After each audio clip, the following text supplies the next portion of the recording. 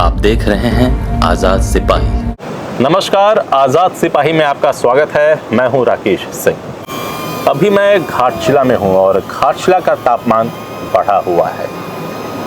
जी हाँ, घाटशिला का तापमान इसलिए बढ़ा हुआ है क्योंकि यहाँ उपचुनाव हो रहा है और ये चुनावी तापमान बढ़ा हुआ है। वैसे तो अभी थोड़ी ठंड लग रही है, तो इस चुनाव के आपाधापी के बीच हम लोग पहुँच चुके हैं घाटशिला का स्वर्ण रेखा नदी। और ये नदी से आज भी यहाँ की महिलाएं सोना छानती हैं।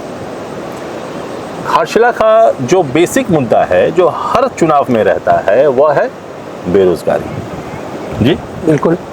और जहाँ सोना साक्षात मौजूद है, वहाँ भी लोग रोजगार के लिए तरस रहे हैं। तो मेरे साथ हैं दिग्गज पत्रकार और आज़ाद सिपाही के जमशेदपुर ब्यूरो चीफ अरुण सिंह जी। मैं अरुण जी से ये जानना चाहूँगा, चूँकि आप यहाँ के गूगल हैं और चुनाव अब जिस मोड़ पर आ चुका है, बहुत ही रोचक हो चुका है। अब इस पॉइंट पर कोई ये कह नहीं सकता कि जेएमएम जीत रही है या भाजपा जीत रही है, क्योंकि अब जो युद्ध है, ये जो रण है, अब आखिरी मोड़ पे है और अब मुकाबला टक्कर का हो चुका है। तो क्या पृष्ठभूमि में है, दोनों पार्टियों की अभी क्या प्रेजेंस है, उसके बारे में थोड़ा बताइए। कि ये घाटशिला है, विधानसभा क्षेत्र का नाम है घाटशिला जी। हम लोग अभी मऊ भंडार स्वर्णरेखा नदी के किनारे बैठे हैं जी। इस नदी में आज भी यहाँ की आसपास की कुछ महिलाएं जो हैं वो यहाँ के बालू से सोना के कण निकालती हैं। जी जी। और ज़्यादा नहीं, लेकिन लोग कहते हैं कि 300-400 रुपए का वो रोजगार अपना कर लेती है। आप बोलते रहिएगा जी। थोड़ा सा मैं क्या करूँगा, क्योंकि अब ठीक है, अब बोलिए, कंटिन्यू करें। हमारे ठीक सामने बाएं हाथ को आईसीसी कारखाना है, बिल्कुल, जो 2019 दिसंबर से बंद पड़ा है। तो हम लोग जहाँ पर हैं वहाँ कॉपर भी है और बगल में यूरेनियम भी है जी। लेकिन ये दुर्भाग्य है इस क्षेत्र का कि इतना सब कुछ होने के बाद भी बेरोजगारी अन्य क्षेत्रों की तरह यहाँ भी है। बिल्कुल बिल्कुल। हर चुनाव में हर मौका बेमौका ये मुद्दा बनता है, लेकिन जैसे जैसे चुनाव नजदीक आता है हाँ, ये मुद्दे गौण हो जाते हैं। फिर कौन से मुद्दे आ जाते हैं? फिर मुद्दे आ जाते हैं वो झूठे वायदे। बज रहा है, ये सायरन किसका है? ये सायरन कंपनी का है, 5 बज गया होगा मेरे ख्याल। कौन सी कंपनी? ये आईसीसी का। आईसीसी 4:30 या 5 बजा होगा, तो ये सायरन है जी। तो एक्टिव है आईसीसी।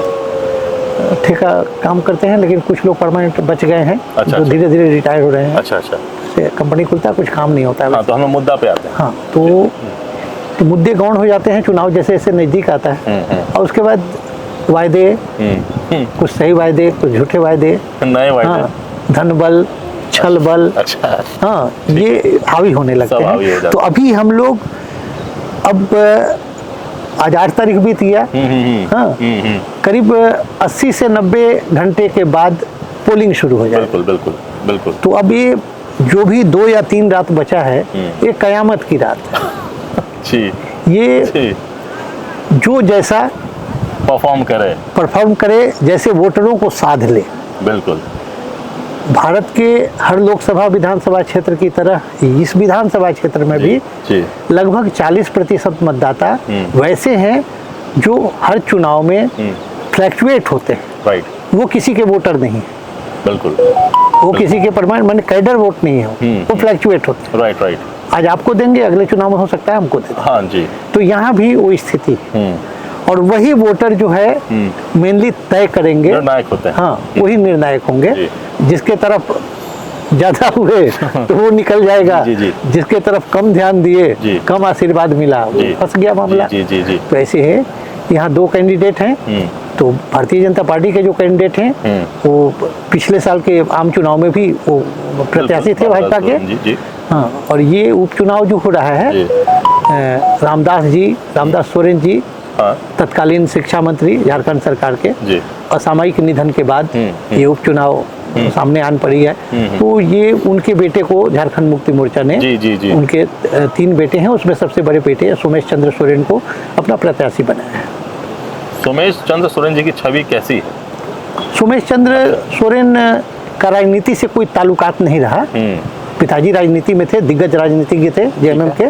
तो ये सोमेश का कभी नहीं रहा। अच्छा अच्छा। सोमेश इंजीनियर हैं, नौकरी पेशा हैं, कुछ दिन पहले तक नौकरी करते थे। जी जी। हाँ। और जमशेदपुर में ही टाटा में। और अच्छा। अब वो पिता के निधन के बाद जी हाँ, जब परिवार ने फैसला किया कि सोमेश को ही राजनीति में आगे बढ़ाया जाए। राइट जी। हाँ, तो सोमेश को मौका दिया गया है। ठीक है। हाँ, राजनीतिक दृष्टिकोण से ठीक है। हाँ, सोमेश कोई नॉन पर्सन नहीं रहे हैं। हाँ। जब उनका नाम अनाउंस हुआ तो जो घाटशिला के लोग कितने तैयार थे, क्या उनका एक्सेप्टेंस है कि नहीं लोगों के बीच? नहीं, रामदास बाबू के चलते जी। हाँ, इनकी माने ये बनी हुई है। अच्छा। इनकी मांग बनी हुई है लोगों के बीच। जी। हाँ, एक्सेप्टेंस है। और अभी फिलहाल आपको कौन मजबूत दिखाई दे रहा है? जेएमएम मजबूत दिखाई दे रहा है कि भाजपा मजबूत दिखाई दे रहा है? नहीं, अभी के तारीख तक अगर कहा जाए तो ऊपरी तौर पर झारखंड मुक्ति मोर्चा लीड पे अभी फिलहाल लीड। अच्छा। अब पर्दे के नीचे क्या कुछ हो रहा है वो पूरी तरह माने 100% कह पाना जल्दबाजी होगी। बिल्कुल। हाँ। तो क्योंकि कोई किसी से कम नहीं है। क्योंकि भाजपा के चुनाव को जो प्रत्याशी हैं वो चंपई सोरेन जी के पुत्र हैं। बिल्कुल बिल्कुल। चंपई सोरेन जी उन नेताओं में से एक हैं जो झारखंड मुक्ति मोर्चा के गठन से लेके उनके नीति निर्धारण से लेके और चुनाव कैसे लड़ा जाता है, कैसे करना है, हर रणनीति से वाकिफ। और इस चीज को मुख्यमंत्री महोदय स्वयं स्वीकार करते हैं। बिल्कुल बिल्कुल। कि चंपई चचा को हमारे घर के खिड़की दरवाजे तक का पता है कि कितनी संख्या है और कितना मजबूत है। सबसे महत्वपूर्ण बात यह है कि इस बार उनके पुत्र का पूरा भविष्य दांव पे लगा है। यहाँ ये चुनाव डिसाइड करेगा कि उनका राजनीतिक भविष्य, बाबूलाल सोरेन का राजनीतिक भविष्य क्या होगा। इतना ही तो नहीं, इसलिए महत्वपूर्ण हो जाता है चंपई सोरेन के लिए भी, उनके लिए भी महत्वपूर्ण हो जाता है। ये दोनों ही कैंडिडेट के लिए ये चीज दोनों कैंडिडेट पर लागू होता है। राइट। कि ये घाटशिला विधानसभा क्षेत्र जो है उसमें भारतीय जनता पार्टी एकमात्र ऐसी पार्टी है जो एक बार किसी को कैंडिडेट बताती है, दोबारा नहीं बनाती है। जी। ये राजनीतिक प्रयोगशाला रहा है भाजपा का। ये फर्स्ट टाइम हुआ है 1952 के बाद से फर्स्ट टाइम हुआ है। 1980 से यहाँ भाजपा का कैंडिडेट चल रहा है। जी। उसके पहले नहीं। जी। तो तब से पहली दफा है कि भाजपा एक ही बार जीत पाई है यहाँ। एक ही बार 2014 में जीती थी, लक्ष्मण टुडू जीते थे। बिल्कुल। हाँ, और जीतने के बावजूद सिटिंग सीट उनको नहीं दिया गया 19 में, उनसे छीन लिया गया। मैंने भाजपा यहाँ दोबारा किसी को आजमाई नहीं। अच्छा। ये पहला मौका है कि बाबूलाल सोरेन को बिल्कुल आजमाया जा रहा है। हाँ बिल्कुल। तो ये तो तय है कि जिस सीट पर दोबारा किसी को नहीं आजमाया गया तो तिबारा आजमाया जाएगा कि नहीं, इसकी कोई गारंटी नहीं है। गारंटी नहीं है। सोमेश के बारे में भी ये माना जा सकता है कि ठीक है, रामदास सोरेन के पुत्र हैं, उनके फैमिली से एक टिकट दे दिया गया है रामदास सोरेन के ना रहने पर। तो कोई जरूरी नहीं है कि वो हार जाए तो अगला टिकट उनको फिर से पार्टी उनको उम्मीदवार बनाए, भी कुछ। तो ये जो चीज है कि राजनीतिक भविष्य दांव पर, तो ये दोनों पर लागू होता है। हाँ बिल्कुल बिल्कुल। ये दोनों ही कैंडिडेट पर लागू होता है कि अगली बार जब अगर झामुमो इस चुनाव में फेल कर जाता है, अस्तित्व की लड़ाई, तो झामुमो अगर इस लड़ाई में हार जाता है तो अगले बार और 4 कैंडिडेट खड़े हो जाएंगे झामुमो से। खड़े हो जाएंगे। हाँ बिल्कुल खड़े हो जाएंगे, जो आज नहीं है। लेकिन झामुमो अगर ये चुनाव हारती है बहुत बड़ा मैसेज चला जाएगा। हाँ, जो यहाँ विपक्ष के नेता माने भाजपा के जो बार बार अपने भाषणों में सभी नेता एक बात कॉमन है जो दोहराते हैं कि एक सीट से कुछ बिगड़ने का नहीं है, सरकार के सेहत पर कोई असर नहीं पड़ेगा। हाँ, भाजपा को बहुत कुछ हासिल नहीं होगा, लेकिन घाटशिला के मतदाता एक संदेश देंगे स्टेट गवर्नमेंट को, मुख्यमंत्री को, हाँ, कि भाई आपकी नीति हो, आपके काम करने का तरीका हो, हमको पसंद नहीं है जी। तो ये एक संदेश के रूप में ही देखा जा रहा है भाजपा के नजर से। जबकि झारखंड मुक्ति मोर्चा का सोच ये है, उनका नजरिया ये है कि सीट हमारा है, परंपरागत है। 3 बार रामदास बाबू यहाँ सीट पर जीत चुके हैं, तो ये चौथी बार भी ये सीट हमारी है तो हमारी ही रहे। एक चीज इस चुनाव में दिख रहा है, जाति फैक्टर पूरी तरह से हावी है। जैसे कहते हैं कि फिलहाल घाटशिला में है ना, झारखंड में जल्दी जाति फैक्टर बहुत ज्यादा कारगर नहीं होती। बिल्कुल। 2024 नवंबर दिसंबर में जो चुनाव हुआ था पिछले वर्ष, तो तब तक यहाँ के चुनाव में ये देखा जाता था कि भाई एसटी वोट को कोई साध रहा है, कोई ओबीसी वोट को साध रहा है, ये देखा जाता था। अब तो इसमें संथाल हो। अब क्या है कि जैसे बिहार और यूपी पर दाग लगता है, आरोप लगता है कि वहाँ जाति जो है ये भी एक नया प्रयोग हो रहा है क्या? तो घाटशिला में पहली बार मेरे बिल्कुल देखते हुए तो पहली बार जितनी ऐसा देखने को मिल रहा है कि अब वो क्या झारखंड मुक्ति मोर्चा और क्या भारतीय जनता पार्टी दोनों ही कुम्हारों का अलग सम्मेलन कर रहे हैं, मुंडा भूमिज का अलग कर रहे हैं, हो समाज का अलग कर रहे हैं, संथालों का अलग कर रहे हैं। तो ये दोनों ही दल कर रहे हैं। बिल्कुल बिल्कुल। आज राजपूतों का हुआ, प्रजापति कुमारों का हुआ, उनका भी हुआ। रघुनाथ भी रोड शो कर चुके हैं। आज सीपी सिंह जी को बुलाया गया कि राजपूतों के बीच वो रहे। हाँ, कोई नहीं छूटे, कोई जात नहीं छूटे। और ये ही नहीं, बीजेपी ही नहीं, ये झामुमो भी यही काम कर रहा है। सेम काम करती है। मुन्नू ठाकुर आए हुए हैं, तो मुन्नू ठाकुर अपने लोगों से मिल रहे हैं। तो अब कोई जो जातीयता को लोग कहते हैं कि नहीं मानना चाहिए चुनाव वगैरह में, सरकार की नीति देखनी चाहिए, लेकिन जो लोग कहते हैं वही इस चीज को बढ़ावा दे रहे हैं। इसी प्रचार है कि हमको वोट चाहिए, चाहे इसके लिए अलग अलग जातियों को बांट दो, अलग अलग उनका सपोर्ट लेना है, जैसे भी हो। तो ये चीज यहाँ पहली बार देखने को मिल रहा है। बिल्कुल बिल्कुल। अच्छा, अब जैसे ये ना, ये जो 2-3 दिन है, इसमें कौन सा फैक्टर जो काम करेगा? क्योंकि क्या है कि लोग कह रहे हैं कि चंपई सोरेन ही वो फैक्टर हैं जो अभी सबसे महत्वपूर्ण भूमिका निभा सकते हैं। और जेएमएम को भी जो खतरा महसूस हो रहा है वो चंपई सोरेन से ही खतरा महसूस हो रहा है, ना कि जैसे कोई भाजपा के जो स्टार प्रचारक आ रहे हैं तो उनसे उनको कोई टेंशन नहीं है। जेएमएम के भी स्टार प्रचारक पूरे मैदान में हैं, सीएम हैं, कल्पना सोरेन जी हैं, और लगभग मंत्री लोग भी उतर चुके हैं। तो स्टार प्रचारक तो उतर चुके हैं, लेकिन जो जेएमएम जो खतरा महसूस कर रही है वो चंपई सोरेन, ये शुरुआती दौर से ही है कि उपचुनाव का जब घोषणा हुआ तभी से शायद आजाद सिपाही ने ही हेडलाइन लगाया था, हाँ, कि घाटशिला का उपचुनाव जो है Hemant Soren versus Champai Soren ji. Candidate secondary हैं, प्राइमरी ये दोनों धीरे-धीरे हो जाएगा। तो ये शुरू से जो बना है, और अभी जो है, और ये दोनों का जो चेहरा है, हाँ, बयानबाजी है, चेहरा है, आम मतदाताओं के बीच वो चंपई दिख रहे हैं और हेमंत सोरेन दिख रहे हैं। जी बिल्कुल बिल्कुल। और नो डाउट सरकार के पक्ष के जो भी नेता यहाँ, दोनों ही पक्ष के, पूरे झारखंड प्रदेश के नेता यहाँ हैं, पिछले 20-25 दिनों से हैं। हाँ, कुछ लोग आना जाना कर रहे हैं, कुछ यहीं टिके हुए हैं जी। तो चंपई सोरेन के चुनावी ताकत से जी, चुनावी रणनीति बनाने में वो कितने दक्ष हैं, वो भाजपा से बेहतर झामुमो समझती है। हाँ, बिल्कुल बिल्कुल, झामुमो समझता है उनकी काबिलियत को। राइट। तो झामुमो सतर्क है कि चंपई चचा कभी भी गुल खिला सकते हैं जी। तो झामुमो को सबसे बड़ा खतरा यहाँ इस सीट पे भारतीय जनता पार्टी से नहीं है। हाँ। वो व्यक्तिगत माने वन मैन आर्मी बने हुए हैं चंपई सोरेन जी जी जी जी बिल्कुल। वो दिन को दिन नहीं समझ रहे, रात को रात नहीं समझ रहे। बिल्कुल बिल्कुल। और अपने बेटे के लिए हर संभव प्रयास जी। 70 साल की उम्र में, लगभग 70 साल की उनकी आयु है। बिल्कुल बिल्कुल। तबीयत अच्छी नहीं रहती है जी, जी, फिर भी वो आदमी बिना थके, बिना आराम किए, बिल्कुल बिल्कुल बिल्कुल बिल्कुल बिल्कुल वो झोंक दिए। तो दोनों के मूंछ की लड़ाई है। बिल्कुल, दोनों की मूंछ की लड़ाई है जी। ये एक सीट भर नहीं है। हाँ, ये दोनों के मूंछ, हाँ, अस्तित्व की लड़ाई हो गई है। हाँ। कि ये सीट को हमको हासिल करना है। अच्छा, अगर हम लोग मान ले तो यहाँ डिसाइडिंग फैक्टर क्या होता है अपार्ट फ्रॉम व्यवस्था? एक व्यवस्था होता है, हर चुनाव व्यवस्था होता है, व्यवस्था की बात नहीं करेंगे हम लोग, लेकिन डिसाइडिंग फैक्टर जैसे यहाँ पे जो भूमिज हैं वो कितनी संख्या में हैं, संथाल हो, जो आदिवासी समाज है, बाकी और भी जो समाज है, तो एक निर्णायक भूमिका कौन निभाता है इन सब? पर चूँकि जाति को ये लोग टारगेट कर रहे हैं और एक एक व्यक्ति निर्धारित किए हैं उसी जाति से, दोनों पक्ष की ओर से, तो देखिए आप झामुमो को जो सबसे बड़ा भय सता रहा है, उनका परंपरागत वोट संथालों का वोट होता है। बिल्कुल।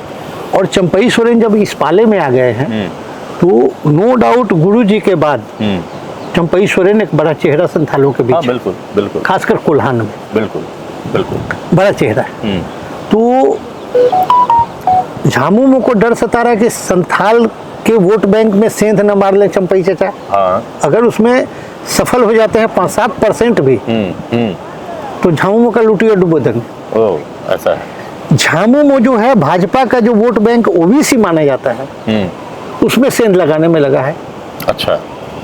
तो ओबीसी जो बड़ा वोट बैंक है बीजेपी, बिल्कुल, और संथाल बड़ा वोट बैंक है झामुमो का। हाँ। तो ये झामुमो में सेंध लगा रहे हैं, तो ओबीसी में लगा रहे हैं। इस कड़ी में कहीं जेएमएम अपना वोट बैंक जो कोर वोट बैंक है उस पर ध्यान नहीं दे पा रहा है और ओबीसी में ध्यान दे रहा है, ऐसा भी हो रहा है क्या? नहीं, मैंने है कि अपना फोकस है, अपना सुरक्षित रखते हुए दूसरे में सेंध करना। हाँ। और वो भी सोच रहे हैं कि अपना सुरक्षित रख के दूसरे में सेंध करना। जी, ठीक ना, कि हमारे हिस्से का जो है वो बना रहे जी, यथा स्थिति बनी रहे, और उनमें से कुछ हम ले ले अपनी तरफ टान ले। तो ये बनी हुई है जी। और अभी आखिरी पड़ाव है, तो आखिरी पड़ाव में जो सबसे अहम चीज होता है जीत हार को जो निर्णायक स्थिति में ला देता है, वो है आपका बूथ कमेटी, बूथ स्तरीय कार्यकर्ता जो होते हैं। जी जी जी। तो बूथ और पंचायत स्तरीय जो पार्टी वर्कर्स हैं, वो झामुमो के, बीजेपी के, वो कितना कौन किसको एक्टिवेट करके रखता है और वो कितना मेहनत करते हैं वोटरों को बूथ तक ले जाने के लिए, अपने अपने समर्थन वाले वोटरों को बूथ तक पहुंचाने के लिए।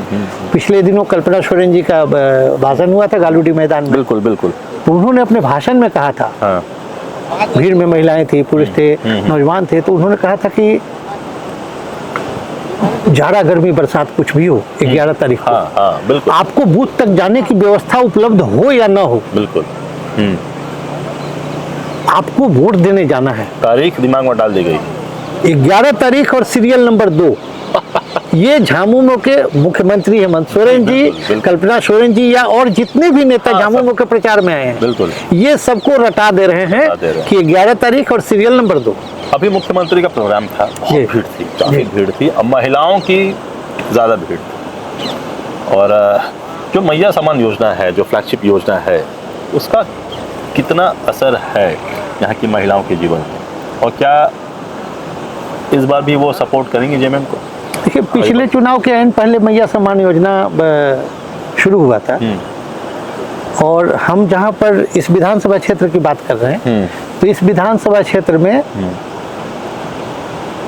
3 ब्लॉक है, मूसाबनी, घाटशिला और धालभूमगढ़, और चौथा ब्लॉक है गुड़ाबंदा, उसका 4 पंचायत इस विधानसभा में आता है। इस विधानसभा क्षेत्र के में 56 पंचायत है। जी बिल्कुल।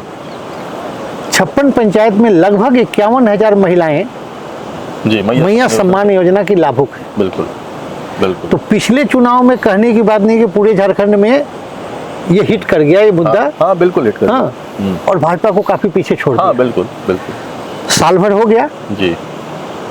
महिलाओं को मिल रहा है, किसी महीने किसी को नहीं मिला, तो बाद में मिलता है या नहीं मिलता है वो अलग मुद्दा है, लेकिन मिल तो रहा है। योजना जारी है, योजना जारी है जी। और पिछले साल की तरह, पिछले चुनाव की तरह तो ये हिट नहीं करेगा, लेकिन कुछ न कुछ इसका प्रभाव तो रहेगा। बिल्कुल प्रभाव रहेगा, बिल्कुल रहेगा जी। तो अभी जो घाटशिला उपचुनाव है, बिल्कुल अब जिस मोड़ पर है, बिल्कुल 1-to-1 टक्कर पे आ चुकी है। बिल्कुल ये नहीं कहा जा सकता है कि अभी जेएमएम मजबूत है या बीजेपी मजबूत है।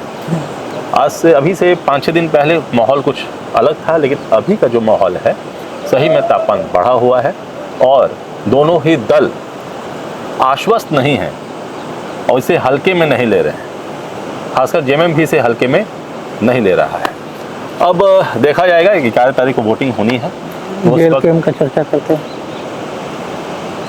इस चुनाव में जयराम महतो की पार्टी भी उतरी हुई है। कितना प्रभाव है जेएलकेएम का? नई पार्टी है, नया संगठन है। पिछले चुनाव में भी जो कैंडिडेट थे रामदास मुर्मू जी जेएलकेएम के, इस चुनाव में भी उन्हें दोबारा मौका दिया गया है। पिछले चुनाव में 8,000 वोट मिले थे। 8092 उनका वोट था टोटल जी। कुछ लोगों का कहना है कि वो वोट घटेगा, अच्छा। कुछ लोगों का कहना है कि वोट बढ़ेगा। क्यों घटेगा, लेकिन क्यों बढ़ेगा? एक जो शेड्यूल्ड ट्राइब और कुर्मियों की जो लड़ाई है, कुर्मियों को एसटी में शामिल करने की जो मांग है, हाँ। इसको लेके थोड़ा आमने सामने दोनों समुदाय के लोग, दोनों समाज के लोग आ गए थे। तो JLKM को माना जाता है कि ये कुर्मियों की पार्टी है, हाँ। माना जाता है, ऐसा लोग कहते हैं जी। हाँ। हालांकि ये एसटी सीट है और यहाँ एसटी कैंडिडेट है। बिल्कुल। तो कुछ लोगों का, कुछ राजनीति के जानकारों का ये कहना है कि आदिवासी कैंडिडेट हैं, उनको महतो वोट नहीं करेंगे। और कुछ का कहना है कि नहीं, जयराम महतो पार्टी के सर्वे सर्वा हैं, हाँ। उनके नाम पर महतो लोग वोट करेंगे। कुछ का कहना है कि संथाल इसलिए वोट नहीं करेंगे क्योंकि वो महतो की पार्टी है। कुछ लोगों का कहना है कि कैंडिडेट तो संथाल है। हाँ, बिल्कुल बिल्कुल। और